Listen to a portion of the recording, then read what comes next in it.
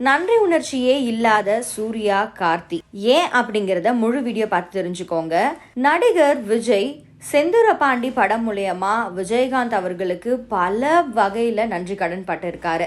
S.A. Chandrasekhar இயக்கத்தில் முதல் படம் விஜய்க்கு ஒரு பெரிய ஃப்ளாப்பாக அமைஞ்சிச்சு. ஸோ இரண்டாவது படம் ஒரு பெரிய இன்ட்ரடக்ஷனாக விஜய்க்கு இருக்கணும்னு S.A. சந்திரசேகர் விரும்பினார். அதனால அவர் யோசிச்சு விஜயகாந்த் அவர்களோட நடிச்சா கண்டிப்பாக ஒரு ரீச் கிடைக்கும் அப்படின்னு செந்தூர பாண்டி படத்தை இயக்குனாரு. விஜயகாந்த் அவர்கள் கிட்ட அதுக்காக உதவியும் கேட்டாரு. அவர் எந்த ஒரு சம்பளமும் வாங்கிக்காம விஜய்க்காக ஒரு புது முகத்தை சினிமாக்கு கொண்டு வரணும் அப்படிங்கிறதுக்காக அந்த படத்தை நடிச்சு கொடுத்தாரு. அந்த படமும் பயங்கர ஹிட் ஆகி விஜய்க்கு ஒரு பெரிய ஸ்கோப்பை ஏற்படுத்தி கொடுத்துச்சு.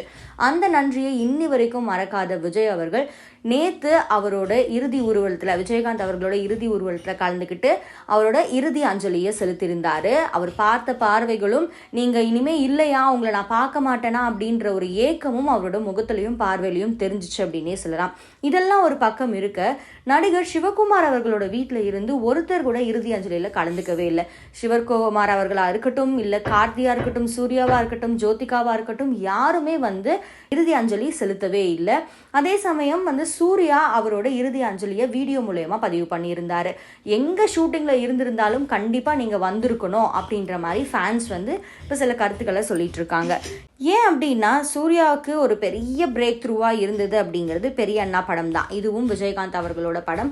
இந்த படத்துல சூர்யா நடிச்சதுனால தான் அவருக்கு ஒரு பெரிய ஸ்கோப் சினிமா இண்டஸ்ட்ரியிலேயே ஓப்பன் ஆச்சு. இந்த ஒரு நன்றி கடனை செலுத்துறதுக்காகவாச்சும் அவரோட இறுதி அஞ்சலியில கலந்துகிட்டு இருக்கலாமே அப்படின்ற மாதிரியும் பேசப்படுது. அண்ட் இப்போ இது கூட கம்பேர் பண்ணி என்ன பேசிட்டு இருக்காங்க அப்படின்னா, அமீர் மூலயமா தான் கார்த்தி சினிமா இண்டஸ்ட்ரிக்குள்ளேயே வந்தாரு. பருத்தி வீரன் அப்படின்ற ஒரு படம் இல்லை அப்படின்னா கார்த்திக்கு சினிமாவில் வேற என்ன படம் அமைஞ்சிருக்கும், எந்த படம் மூலயமா அவர் அவரை ப்ரூவ் பண்ணியிருப்பாரு அப்படிங்கிறதே தெரியாம போயிருக்கும். ஞானவேல் ராஜாக்கும் அமீருக்கும் இப்போ ரீசெண்டா நிறைய ஃபைட்ஸ் நடந்துட்டு இருக்கும் சமயத்துல சூர்யா தரப்புல இருந்தோ கார்த்தி தரப்புல இருந்தோ எந்த விதமான ஒரு எக்ஸ்பிளனேஷனோ இல்ல அமீருக்கான ஆதரவும் கொடுக்கவே இல்லை.